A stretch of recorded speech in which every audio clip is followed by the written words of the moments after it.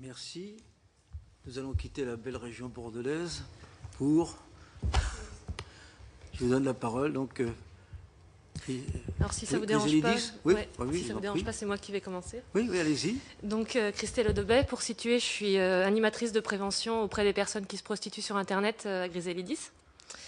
Donc ce que je vais faire, c'est que je vais présenter rapidement Griselidis pour vous expliquer un peu comment on fonctionne. Ensuite, j'évoquerai les conséquences qu'a eu l'annonce de la proposition de loi, c'est-à-dire ce qu'on a constaté sur le territoire de la prostitution de rue, surtout à Toulouse, depuis que cette loi a été mise en débat, discutée.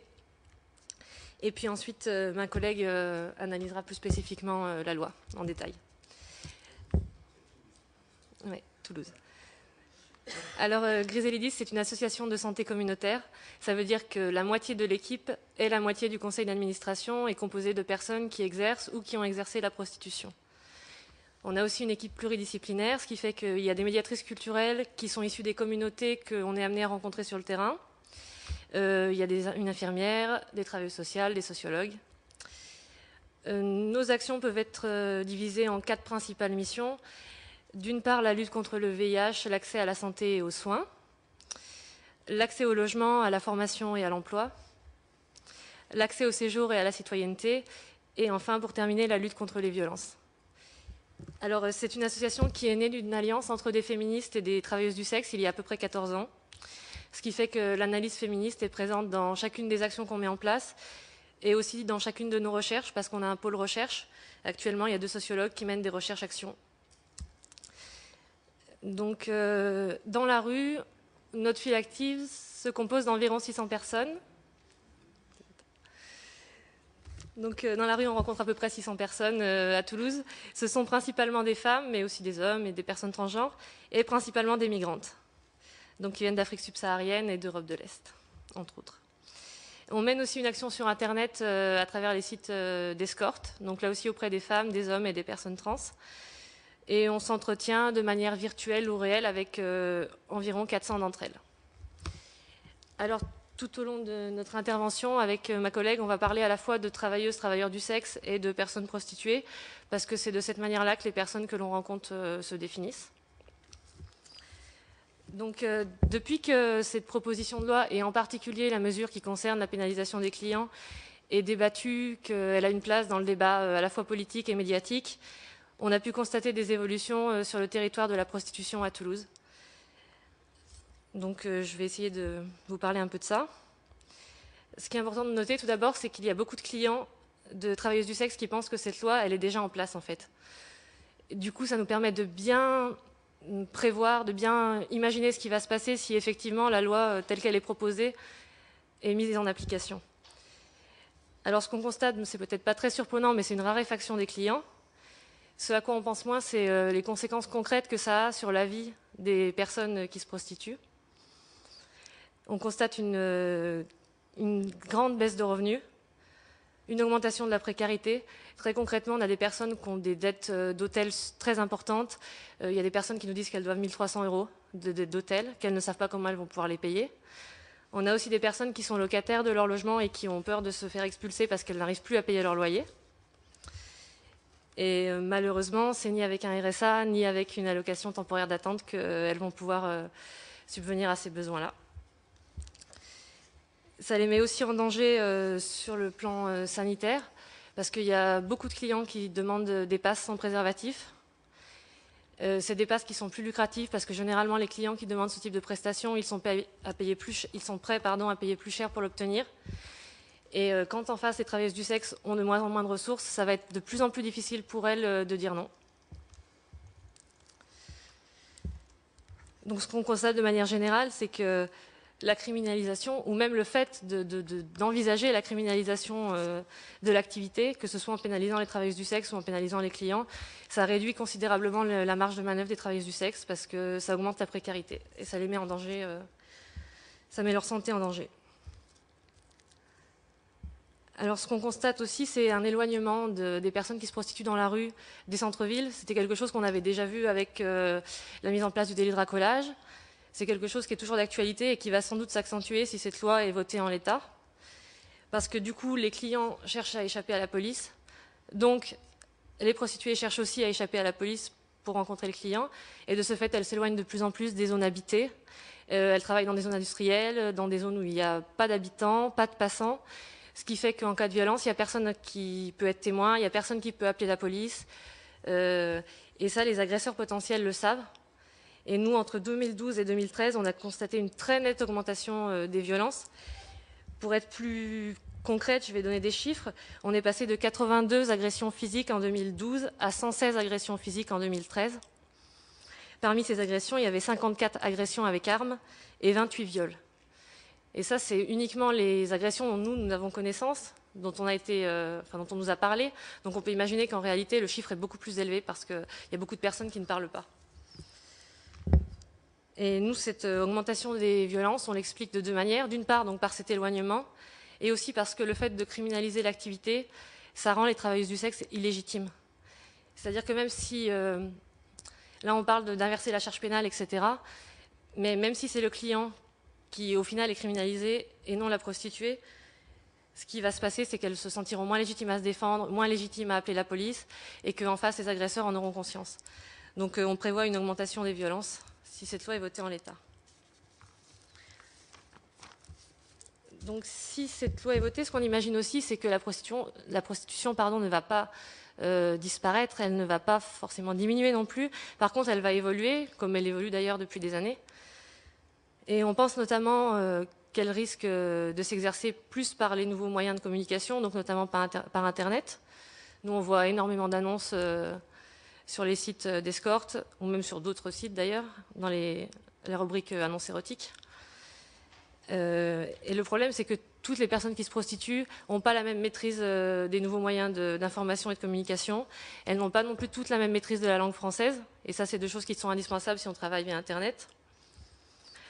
Donc du coup, elles risquent de faire appel à des intermédiaires. Des intermédiaires, soit des personnes qui vont les aider à rédiger les annonces, soit elles vont passer par des sites pour poster leurs annonces qui sont généralement des sites payants, soit elles vont faire appel à des vendeurs de listes qui leur vendront des listes de clients, soit on peut imaginer aussi que des maisons closes clandestines vont se développer. Et tout ça, ça accentue les risques de coercition, ça accentue la précarité, puisque les intermédiaires, il faut les rémunérer, évidemment. Et donc, ça accentue les risques de violence. Pour résumer un petit peu, ce qu'on constate principalement depuis que cette loi est débattue, c'est donc une diminution des clients qui entraîne, et c'est ça l'important, une nette diminution des revenus pour les personnes que l'on accompagne, qui se retrouvent vraiment dans des situations financières et sociales, du coup, difficiles, et une augmentation des violences. Donc ce qu'on prévoit, c'est que si cette loi est votée, l'activité prostitutionnelle va devenir encore plus clandestine. Les travailleuses du sexe vont s'éloigner, on va avoir plus de mal à entrer en contact avec elles, à la fois parce qu'il y aura sans doute plus de méfiance de leur part, et à la fois parce qu'elles seront tout simplement plus difficiles à atteindre. Et donc on pense que la précarisation, l'augmentation des violences, l'augmentation des risques VIH vont se poursuivre. Voilà. Donc moi, je vais prendre la suite aussi sur les violences. Je m'appelle Alice Lafille, je suis chargée du droit d'asile et des violences à l'association de Griselidis depuis 6 ans. Donc nous, ce qu'on relève aussi, c'est que tout au long du texte, l'amalgame est fait entre victimes de la prostitution et victimes de la traite, indépendamment du parcours et des réalités multiples que vivent les travailleurs et travailleuses du sexe. Cet amalgame, on le trouve dangereux, car il met sur le même plan prostitution forcée et prostitution consentie, ce qui sont deux situations complètement différentes. Penser la prostitution d'une manière unique, ça revient à invisibiliser la marge de manœuvre des personnes qui l'exercent librement, mais aussi à invisibiliser la violence subie par les personnes qui la subissent. De la même manière, dans la loi, toute forme de prostitution est assimilée à une violence sexuelle. Si on considère déjà la prostitution comme un viol, il n'y a plus de différence entre un client qui respecte le consentement et les limites et un violeur. En présentant l'acte sexuel tarifé comme une violence en soi, on dissimule toutes les formes de violence et de discrimination que les travailleurs et travailleuses du sexe subissent et dénoncent, y compris de la part des riverains, de la police, des institutions et de la loi. Alors qu'est-ce qui se passe aujourd'hui quand les travailleurs et travailleuses du sexe et les prostituées subissent des violences ? Les personnes ont peur de porter plainte, dans la plupart des cas. Et quand elles tentent de le faire, elles sont confrontées à différents blocages, comme dans un premier temps des refus de plainte. Alors on leur dit qu'il s'agit des risques du métier, on leur dit de rentrer chez elles, on leur dit d'arrêter la prostitution. On considère qu'elles ont concouru à leur agression. Lorsqu'il y a plainte, c'est la justice qui se charge de requalifier les charges à la baisse. Les viols sont requalifiés en agression sexuelle la plupart du temps. Et même on a vu à Toulouse un viol qui a été requalifié en vol. En ce qui concerne la pénalisation des clients, nous ne pensons pas que pour appliquer cette loi, il y aurait un policier derrière chaque client, mais bien un policier derrière chaque prostituée. Or, le constat a été unanime lors de la loi de sécurité intérieure. Toute criminalisation entraîne une augmentation des violences, des contaminations et de la précarisation pour les travailleurs et travailleuses du sexe. L'argument selon lequel, avec la pénalisation des clients, la charge pénale s'inversera et les travailleurs et travailleuses du sexe ne seront plus criminalisés est faux. La loi cherchera toujours à les empêcher d'exercer leur activité. Elles devront se cacher toujours plus, notamment des forces de police. Et on comprend alors assez mal comment cette situation pourrait favoriser la dénonciation des violences et la protection des victimes. De plus, le projet de loi insiste sur les autres mesures pénalisantes qui restent à la disposition des forces de l'ordre et qui ont les mêmes effets que la loi de sécurité intérieure avait eu, c'est-à-dire plus de contamination, plus de violence et plus de précarisation. À Toulouse, par exemple, la municipalité va annoncer qu'elle allait prendre des arrêtés anti-prostitution. La pénalisation va également favoriser l'apparition d'intermédiaires et de réseaux en tout genre. Plus l'activité sera illégale, plus les travailleurs du sexe et les travailleuses du sexe seront dans l'obligation d'avoir recours à leurs services, ce qui les rendra plus vulnérables aux violences, à l'extorsion et à la contrainte. De plus, il leur faudra choisir un client le plus vite possible pour éviter une arrestation, ce qui diminue le temps de négociation avant la passe, temps nécessaire pour fixer les prix, les pratiques et imposer un moyen de prévention. Enfin, la clandestinité aura pour effet d'éloigner les prostituées du droit, des associations et des services de santé. Il sera plus difficile pour nous d'aller à leur rencontre et de maintenir le contact, puisque pour échapper à la police, elles exerceront dans des zones davantage isolées et dissimulées du regard. À l'éloignement géographique s'ajoutera la peur du jugement. Leur activité étant stigmatisée et criminalisée, les prostituées auront beaucoup plus de mal à se tourner vers les services de santé, à accéder aux soins et au dépistage. La question de l'arrêt de la prostitution est bien plus complexe que ce que laisse entrevoir le projet de loi. En pleine période de crise économique, alors que les minima sociaux sont remis en question et que rien n'est fait pour améliorer la situation des plus précaires, il est évident que ce projet de loi ne fera qu'accentuer de façon dramatique la précarité des travailleurs et travailleuses du sexe. Cette loi, si elle passe, mettra en danger la vie de toutes les prostituées et travailleurs du sexe, qu'elles soient victimes ou non de proxénétisme. En aucun cas, elle ne les aidera. Nous, nos propositions pour améliorer la situation des travailleurs et travailleuses du sexe et prostituées, c'est l'abrogation immédiate et sans condition du délit de racolage public, c'est l'abrogation des arrêtés municipaux anti-prostitution, c'est la suppression du proxénétisme d'aide et de soutien pour que les travailleuses du sexe puissent se solidariser et s'entraider, c'est la suppression du proxénétisme hôtelier pour que les personnes puissent louer un local ou exercer leur activité, c'est la régularisation des personnes migrantes qui se prostituent avec le droit au travail, c'est l'accès au changement d'état civil sans condition pour les personnes trans.